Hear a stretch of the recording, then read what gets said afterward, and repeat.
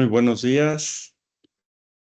El día de hoy vamos a continuar con nuestra temática referente a los proyectos que tenemos de investigación. Hoy toca el turno a los aspectos éticos en la investigación, aprendiendo del pasado para un futuro responsable.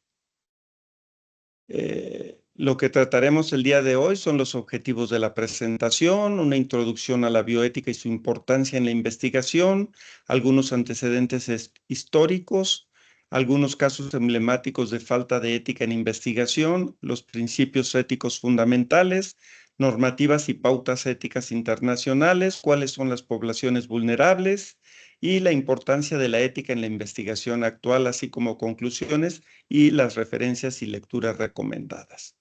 Como objetivo general, nada más recordar que tenemos que es comprender la importancia que tiene la bioética en la investigación y su impacto en la protección de los seres humanos.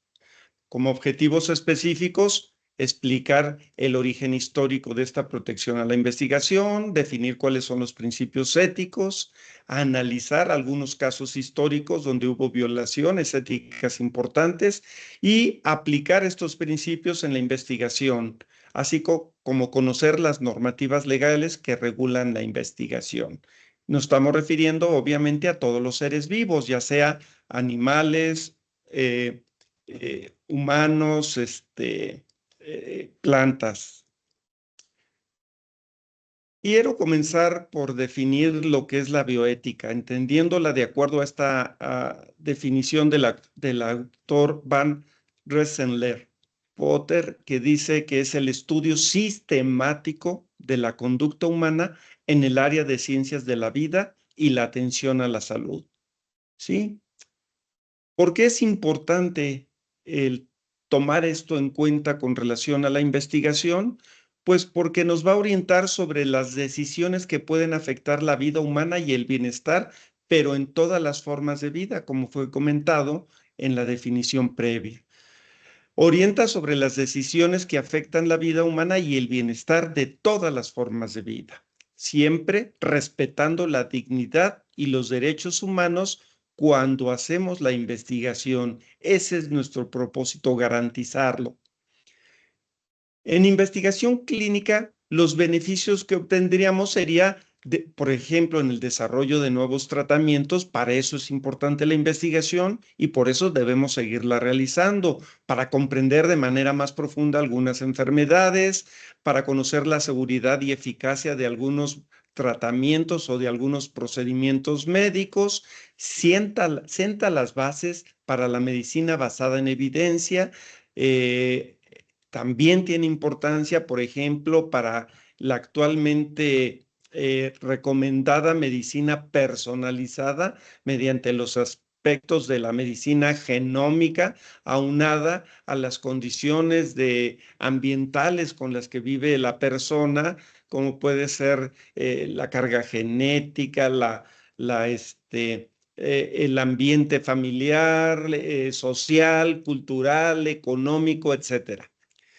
También nos va a ayudar la investigación para mejora de las políticas y en los sistemas de salud, así como para generar avances en la tecnología para el diagnóstico y tratamiento y, por supuesto, también en la colaboración interdisciplinaria. Todo lo anterior va a transmitir un impacto en la salud pública global, en la formación y desarrollo de los futuros profesionales de la salud.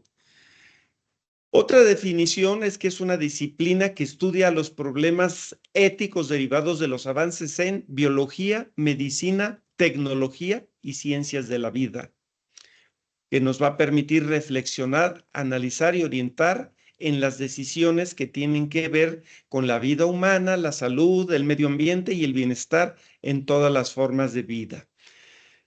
Es importante comentar que en los antecedentes históricos de la ética en la investigación, ha habido varios casos emblemáticos que han generado conflictos importantes por violaciones a la ética. Unos de ellos están aquí señalados. Vamos a comentar brevemente de cada uno. El experimento Tuskegee, por ejemplo, que duró 40 años, que es un estudio que se realizó en pacientes con sífilis no tratada, eran varones negros. Es un estudio que se llevó en el estado de Alabama, en la región de Tuskegee, de 1932 a 1972, y que era un estudio llevado por el Servicio de Salud americano, donde 600 hombres afroamericanos pobres del área rural, de ellos 399 tenían sífilis y 201 no estaban infectados y actuaron como grupo control. Sabemos perfectamente que pues la penicilina fue descubierta y fue el tratamiento de elección para la sífilis en el año de 1947. Ya estaba disponible y a pesar de ello, el proyecto de investigación de este estudio de Tuskegee era evaluar la historia natural de la enfermedad sin tratamiento. Decía, pues había 399 afroamericanos, la mayoría eran analfabetos, y se estaba estudiando la sífilis. A pesar, como decía, de que en 1947 ya estaba disponible y era el tratamiento de elección la penicilina, este estudio continuó hasta 1972, en que este estudio terminó gracias a una filtración que hubo en el New York Times. Aquí vemos la publicación esta del New York Times, donde señalan que víctimas de sífilis en un estudio de Estados Unidos no estaban siendo tratados por más de 40 o por 40 años. Y gracias a esto, el estudio concluyó, si no, probablemente hubiera durado más años. De estos 399 enfermos de sífilis, 28 murieron por la sífilis y 100 de complicaciones médicas relacionadas a la sífilis. 40 mujeres de los sujetos resultaron infectadas y también 19 niños contrajeron la enfermedad al nacer. Como consecuencia de esta situación surgió el informe Belmont y también la creación del Consejo Nacional de Investigación en Humanos y la petición de la creación de los consejos institucionales de revisión. A pesar de esto, no fue hasta el año de 1997 en que el presidente de los Estados Unidos, Bill Clinton, ofreció una disculpa oficial a los sobrevivientes de este estudio. Aquí lo podemos ver en esta publicación de la Casa Blanca, donde se ofrece la disculpa por el estudio hecho en el pueblo de Tuskegee.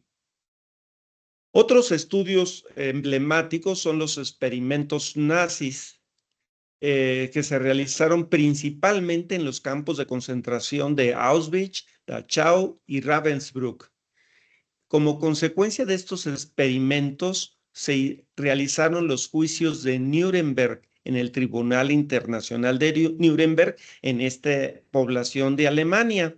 Y como consecuencia de estos juicios, que fueron entre 1946 y 1947, surgió el famoso Código de Nuremberg.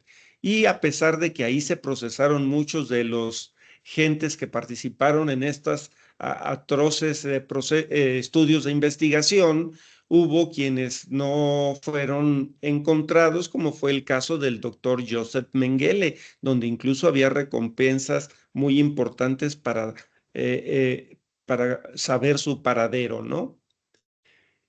Entonces, estos experimentos nazis se realizaron principalmente en los campos de concentración que comentamos, y estos pacientes o estas personas fueron sometidos a torturas disfrazadas de experimentos médicos que eran con el propósito de tener avances en la medicina. Los estudios tuvieron que ver con hipotermia, con resistencia a la presión o con trasplantes forzados. Los principales sujetos de investigación fueron prisioneros judíos, gitanos, personas con discapacidad, gente homosexual y prisioneros de guerra. ¿Cuáles fueron los resultados? Pues muchos de ellos terminaron en muerte, desfiguración o discapacidad permanente. Por ejemplo, hubo estudios en niños gemelos donde se les inyectaron sustancias en los ojos para intentar cambiar el color de los ojos.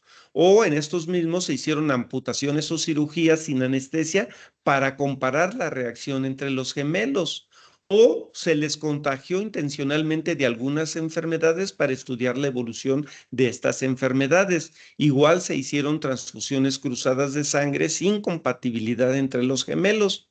Y a veces también se mataron algunos gemelos para realizar una autopsia comparativa contra el otro.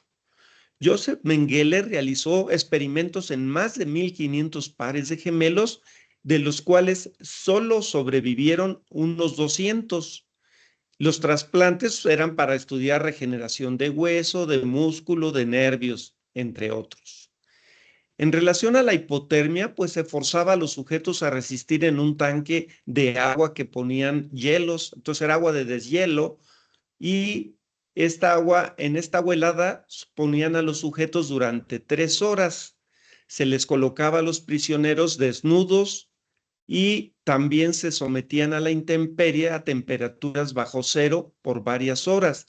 La idea era estudiar cuáles eran los efectos físicos de la hipotermia, y los experimentadores trataban de calcular de diferentes maneras cómo era mejor recalentar a los supervivientes.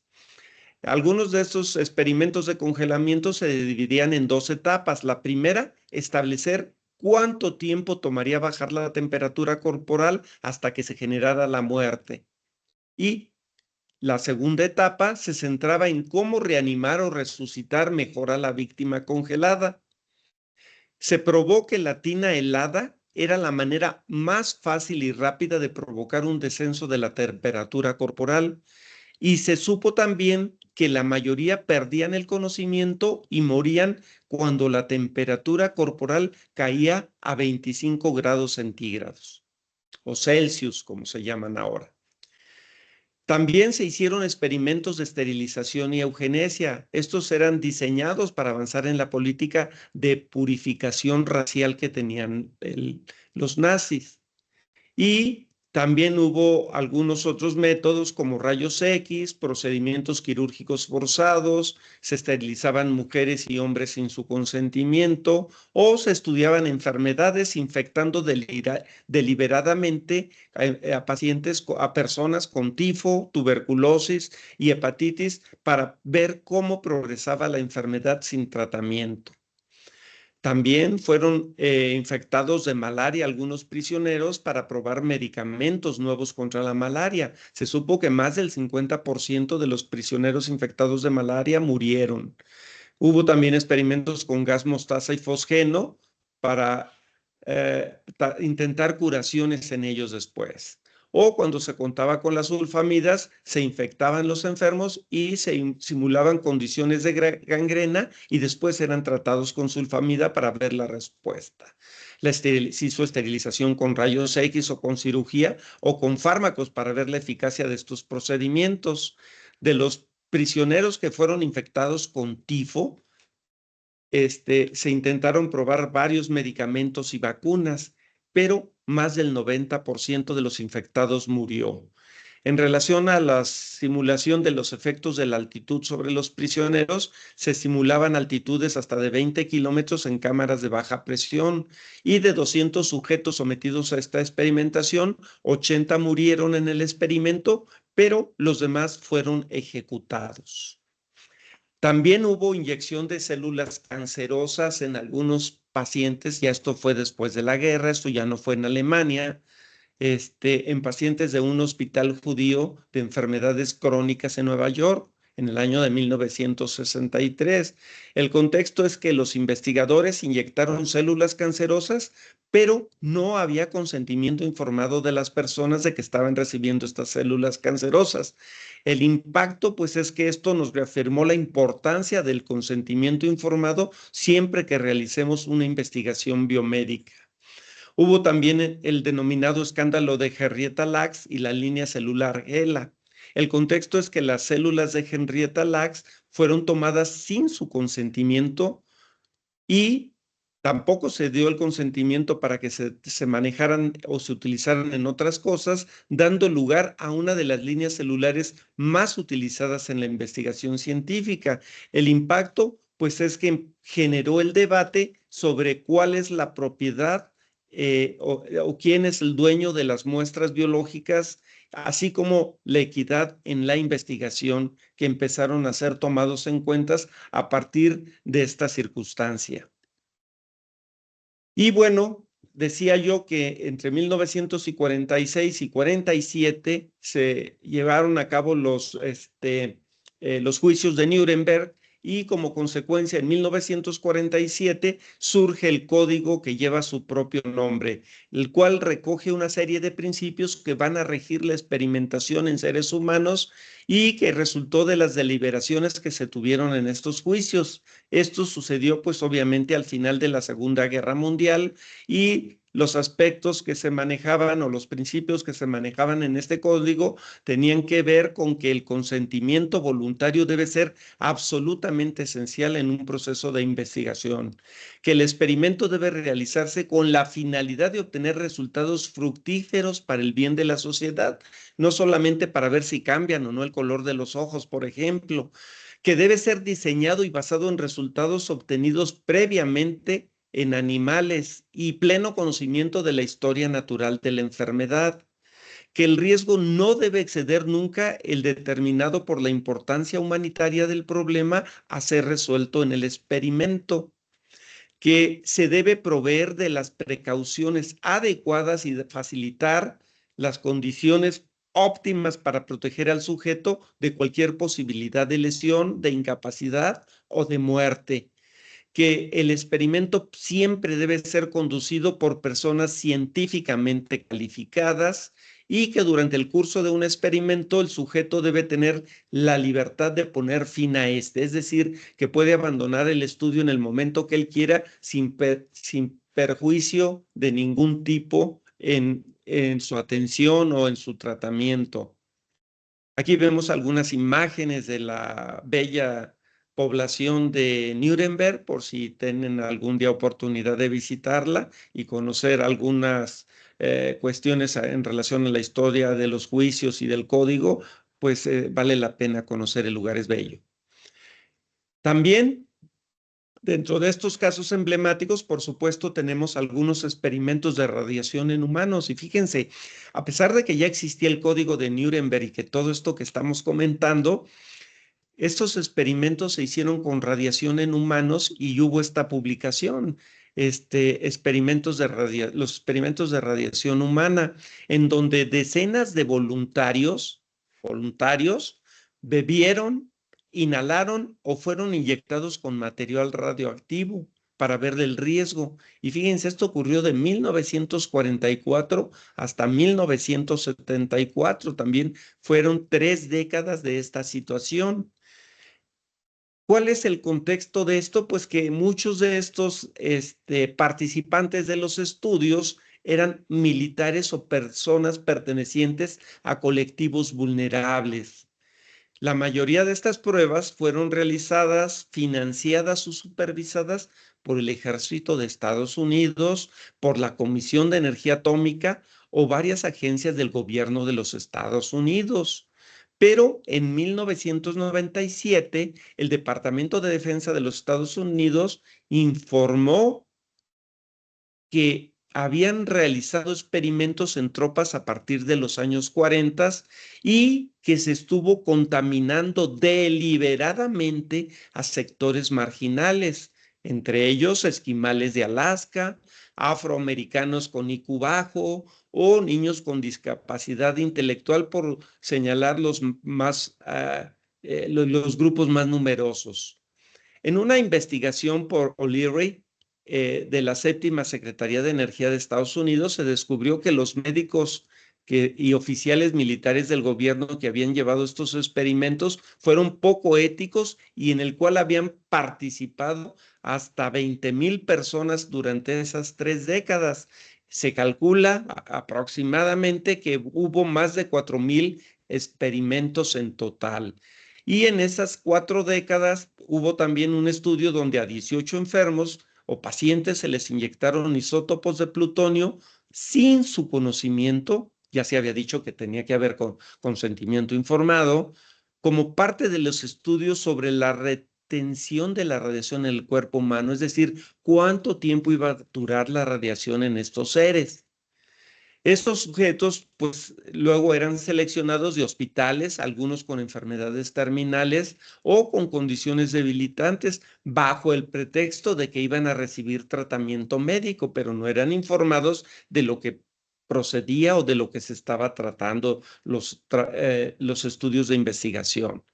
También se administraron trazadores radioactivos a mujeres embarazadas para ver el impacto en la placenta o en el desarrollo del producto. Tampoco fueron informados del riesgo para ellas o para los niños. En 1994, el presidente Bill Clinton estableció una comisión que investigó estos experimentos y se confirmó que muchas personas fueron expuestas a radiación sin su consentimiento y que hubo violaciones éticas muy importantes, por lo que el presidente Clinton en el año de 1995 decidió ofrecer una disculpa pública en nombre del gobierno de los Estados Unidos a las víctimas sobrevivientes, así como a las familias cuando ya no estaban los sobrevivientes. Y no es el único caso. Casos también como el sucedido en el estudio de Willowbrook de 1950 a 1970, también fueron 2 décadas después de que existía ya el código de Nuremberg. Se analizó a un grupo de niños que tenían retraso mental en la escuela estatal de Willowbrook, Nueva York. Era un estudio donde se internaban los niños, pero algunas de las condiciones para internarlos pues era participar en estos estudios. En esta institución había una alta incidencia de hepatitis, por lo tanto, pues lo que se quería era estudiar la historia natural de la hepatitis sin tratamiento. Sí hubo algunos descubrimientos que trajeron beneficio, como el saber, por ejemplo, que existían 2 diferentes tipos de hepatitis, A y B. Ahora ya se sabe que hay muchos más, pero bueno, en ese tiempo era A y B. Y se demostró también que inyectando a los residentes infectados con gamma globulinas se podía desarrollar inmunidad pasiva. El tema, pues, es que pues no se les informaba debidamente a las familiares, se les infectaba intencionalmente para estudiarlos y pues no, lo único que se estaba queriendo saber era la historia natural de la enfermedad y por supuesto también eran personas vulnerables, primero por ser niños, segundo por contar con retraso mental y bueno, pues no había ningún consentimiento informado dentro de algunas de las múltiples violaciones que hubo en estos proyectos de investigación. Como consecuencia, pues surgió la Declaración de Helsinki. Esto fue en el año de 1964 por la Asociación Médica Mundial. Fue promulgado en la ciudad de Helsinki con algunos principios éticos para la investigación médica en seres humanos, incluyendo la de investigación con material humano y de la información identificable de estos seres humanos. Esto sucedió en la declaración número 18ª en Finlandia en el año de 1964 y a partir de ahí han habido varias reuniones donde ha habido actualizaciones en la declaración de Helsinki. ¿Cuáles son los principales elementos que toca esta declaración? Pues que analizar los riesgos, ya habíamos dicho que el riesgo siempre sea menor que el beneficio que se va a obtener, que siempre el costo sea menor a los beneficios, que qué personas pueden entrar, que las personas vulnerables deben ser protegidas, que siempre debe haber un requisito científico para hacer un proyecto de investigación y en el cual exista claramente cuáles serían esos y que deben ser protocolos académica y científicamente bien desarrollados y avalados por comités de ética de investigación, así como por comités de investigación, que siempre debiera guardarse la privacidad y la confidencialidad de los sujetos participantes y que siempre debe contarse con el consentimiento debidamente informado, así como se establecieron las características de cuándo usar placebo. Definitivamente el placebo solamente se utiliza cuando no existe un tratamiento para una enfermedad o en caso de existirlo, se debe utilizar como grupo control cuando el tratamiento estándar o el tratamiento mejor valuado en ese momento. Y se establecen algunas estipulaciones post-ensayo, como por ejemplo, que si es un fármaco que está siendo de utilidad y no está todavía en el mercado, pues que el laboratorio o quien está desarrollando el estudio de investigación le proporcione los tratamientos por el tiempo en lo que aparece en el mercado o en algunos casos incluso de por vida, ¿no? Que siempre deberá publicarse el ensayo, ya sea si hayan tenido resultados favorables o desfavorables, porque de cualquiera de las dos formas es importante conocer los resultados y y que, bueno, que no se intenten hacer intervenciones no probadas en la práctica clínica y que sigan todos los procesos previos al uso clínico de las intervenciones, ¿no?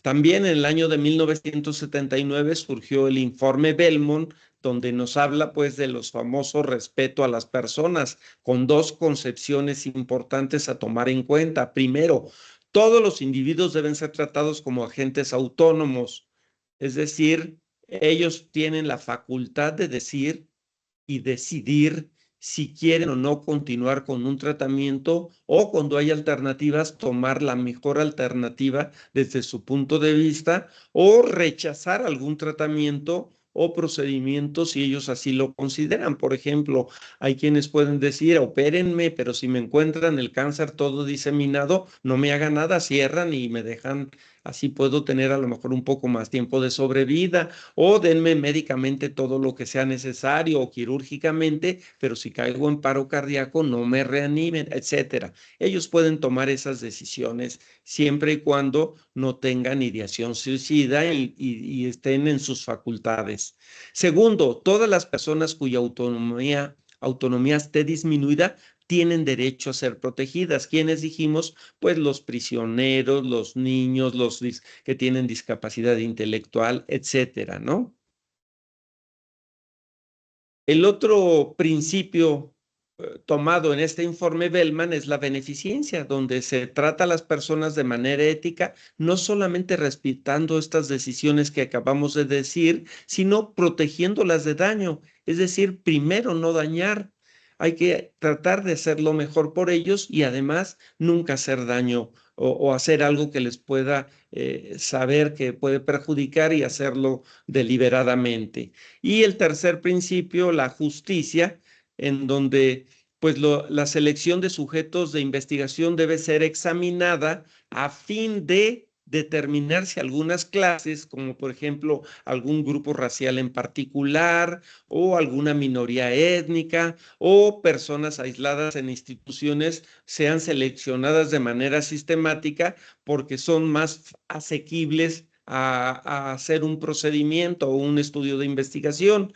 Entonces, siempre que esté comprometidas estas circunstancias, no deberán, se deberá de tratar con la debida justicia y proteger a las personas.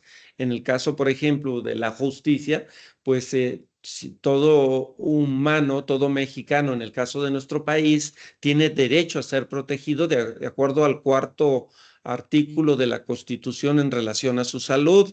Y en ese sentido, tiene el mismo derecho la persona con cualquier discapacidad intelectual, de cualquier raza, a nivel socioeconómico, que de cualquier edad, para recibir la atención médica y ya sea en el servicio que se trate, incluyendo las unidades de cuidados intensivos. Algunas de las poblaciones vulnerables a las que hemos hecho referencias aquí están señalados, algunas minorías étnicas, algunos niños menores, mujeres embarazadas, discapacidad intelectual, fetos, prisioneras. Los fetos han sido sujetos también de programas de investigación o personas que tienen dificultad para consentir, ya sea por deterioro cognitivo o se encuentren en edad avanzada o los militares que pueden ser sujetos a presión por parte de sus mandos superiores, igual estudiantes que pueden ser presionados a lo mejor por sus docentes para participar en un estudio de investigación, ya sea que les puedan poner mayor calificación o menor calificación para tratar de lograr que accedan al proceso, al trabajo de investigación. Algunas de las violaciones más comunes que se han encontrado es estudiar a personas sin informar a estas. Como ejemplo, pues hago un estudio de investigación y a lo mejor no le estoy diciendo, le estoy dando analgésicos, por ejemplo, al paciente y estoy probando un nuevo analgésico, pero no estoy diciendo que es un trabajo de investigación. Él debe estar informado de que es un nuevo fármaco y que estoy estudiándolo, ¿no? O cuando los engañamos para obtener algún tipo de información, o cuando violamos los derechos a la autodeterminación. Por ejemplo, alguien que diga, ¿sabes qué? Yo ya no quiero que me reanimes si caigo en paro cardíaco y lo reanimamos. Pues ahí estamos violando, este no es un trabajo de investigación, pero sea una violación a un derecho de autodeterminación. Otra violación común es que les generamos desconfianza cuando les mentimos o no les informamos todo lo necesario a nuestros pacientes, cuando no garantizamos la confidencialidad, el anonimato, la privacidad, debe garantizarse en los procesos de selección de pacientes, en los procesos de reclutamiento y de participación, ya sea en grupo control o grupo de tratamiento, siempre deberá guardarse la confidencialidad, así cuando hay complicaciones de igual manera, a menos que éstas pongan en riesgo al enfermo, entonces sí, en ocasiones se rompe esa confidencialidad. Ocultar la naturaleza de la investigación a participantes, a lo mejor yo puedo decirles, vamos a hacer un trabajo sobre diabetes y les tomo muestra para diabetes, pero ya en el camino se me ocurre que puedo ver los aspectos genéticos de la diabetes también y empiezo a hacer pruebas genéticas sin avisarles. Bueno, pues eso es ocultar la naturaleza, hay que informarlo, ¿no? Exponerlos a actos perjudiciales o disminuir su propia estimación o invadir la intimidad. Estas son algunas de las violaciones que se han visto con más frecuencia. ¿Sí?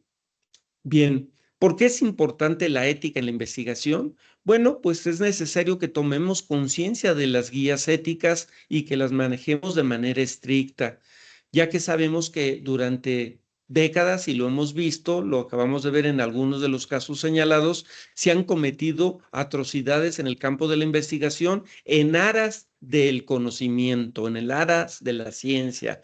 Y en ocasiones también se ha subestimado la seguridad y el respeto a las personas por lo que van a ganar otras poblaciones. Decimos, pues es que como va a ser para beneficio de otros, pues no importa que aquí yo haga violaciones a las consideraciones éticas. No, no es correcto. La obtención de nuevos conocimientos no justifica violar los derechos de las personas. Siempre como investigadores debemos tener eso en mente. ¿Cuáles son los principios de la ética en investigación? Pues que siempre debe existir una pregunta científica de valor que debe ser respondida para tratar de que, para iniciar el proyecto, que tenga una metodología científica válida, que se seleccionen las personas que van a participar de manera justa y clara, que exista una evaluación favorable donde el riesgo sea menor que el beneficio, que tenga una revisión por un grupo independiente para garantizar el sesgo que puedan tener los mismos investigadores, que siempre debe existir un consentimiento debidamente informado y que tengamos el mayor respeto por los sujetos enrolados. De la misma manera, en el año de 1982 surgió el Consejo de Organizaciones Internacionales de la Ciencia Médica, CIOMS, que da las pautas internacionales para la investigación biomédica en humanos y refleja la transformación ocurrida en el campo de la ética en investigación. Eh, Esto sobre todo para tratar de que la investigación en los países que puedan tener menor fortaleza de sus instituciones, como son países de África, de Asia o de América Latina, puedan respetarse en estas investigaciones multinacionales o transnacionales estos principios. Y aquí lo señalamos, las pautas que señalan este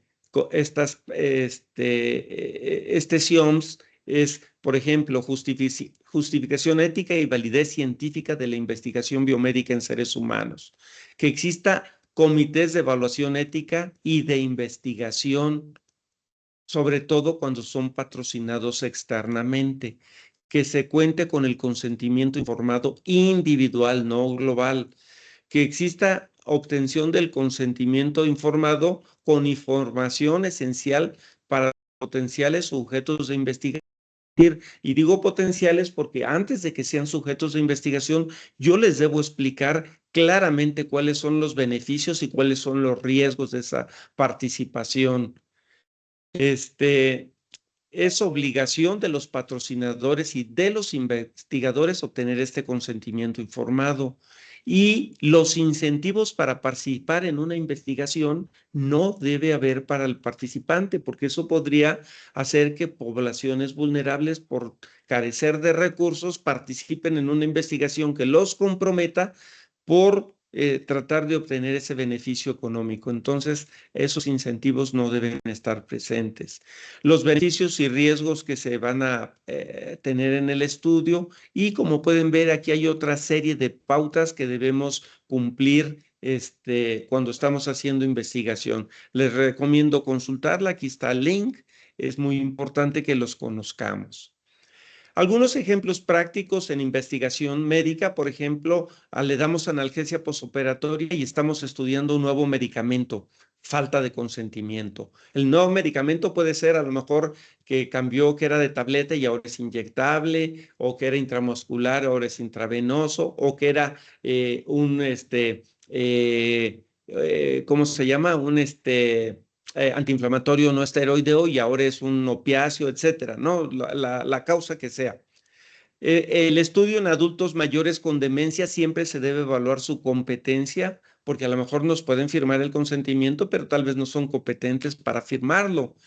Iniciar un estudio sin que tenga la aprobación ética, a veces dicen, empieza el estudio y ya luego que nos den la evaluación del comité de ética. Teóricamente, nunca debe iniciar un estudio antes de que el comité de ética dé su aprobación. Ocultar efectos adversos, eso afecta o la repercusión es un riesgo a la integridad. Siempre hay que señalar los riesgos que pueden surgir, o aunque sea de mínima posibilidad, los deben conocer. Y publicar los datos identificables es una violación a la confidencialidad, de tal manera que debe el investigador tener el proceso, el procedimiento para que los datos del enfermo que está participando no pueden ser identificados ni por los investigadores, el resto de los investigadores, ni por nadie cuando sea publicado. Debe tratarse de manera apropiada esto. En cuanto a ética en investigación educativa, por ejemplo, siempre debe darse consentimiento voluntario sin coacción. Ya les dije, si el profesor les dice, les doy un punto más para que participen, pues ya siendo cierta coacción, o les bajo un punto al que no participe también. Minimizar los riesgos emocionales y reputacionales. Esto a veces es importante tenerlo en mente cuando estamos haciendo investigación educativa. Si eso repercute en eso, habrá que tener esas consideraciones. Por eso debe ser siempre evaluado por el comité de ética. Evitar conflictos de interés, hacer uso ético de la tecnología y la inteligencia artificial en estos estudios de investigación educativa, y hacer investigación que tenga relevancia educativa, no nomás porque quiero saber algo, sino ese algo se me va a traducir en una mejora de programas, en una mejora para los estudiantes, en mejores resultados en las evaluaciones, etcétera, ¿no? Algunos ejemplos prácticos de esto en investigación educativa, por ejemplo, encuestas a estudiantes con presión. Eso es una coacción sutil. Analizar los resultados propios, pues esto puede dar un sesgo potencial. El uso de grabaciones sin permiso, esto es falta de ética. Aun cuando yo haga, por ejemplo, la grabación en caso de simulación, pues yo tengo que pedir autorización para si voy a utilizar esas grabaciones del consentimiento informado de los participantes o, en último caso, hacer lo necesario para que no puedan ser identificados. Estudios irrelevantes no tiene caso porque si no van a aportar valor, ¿qué caso tiene? Está perdiendo el tiempo. Algoritmos que etiquetan sin transparencia, pues esto también nos da riesgos éticos. Entonces, debemos tener estos principios básicos en la investigación, siempre consentimiento voluntario debidamente informado, beneficio, siempre debe haber un buen beneficio para la sociedad y que sea mayor al riesgo, que los resultados previos justifiquen la razón del experimento, que evitemos los daños innecesarios, que no realicemos experimentos si hay una razón a priori que predice daños mayores que los beneficios y que el riesgo nunca esté por debajo del beneficio. Siempre nuestra obligación es proteger al sujeto de estudio, a la persona, al individuo, al paciente o en este caso, si es investigación educativa, al alumno. Y aquí, nada más para que recordemos que hay una norma oficial mexicana que establece los criterios para la ejecución de proyectos de investigación para la salud en seres humanos. Y este es el índice de la norma. Me gustaría que cuando tengan oportunidad la revisen.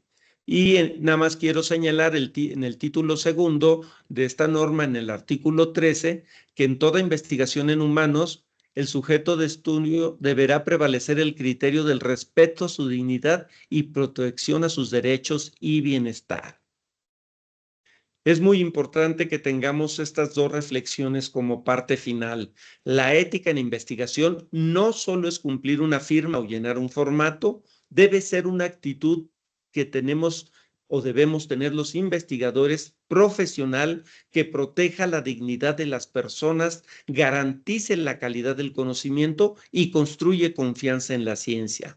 Investigar con ética salva vidas. Educar con ética forma mejores médicos. Quiero concluir señalando que el respeto, la justicia y la beneficencia son pilares fundamentales de la ética en la investigación, que la ética en la investigación no solo es un requisito legal, es un compromiso moral y tan importante uno como el otro.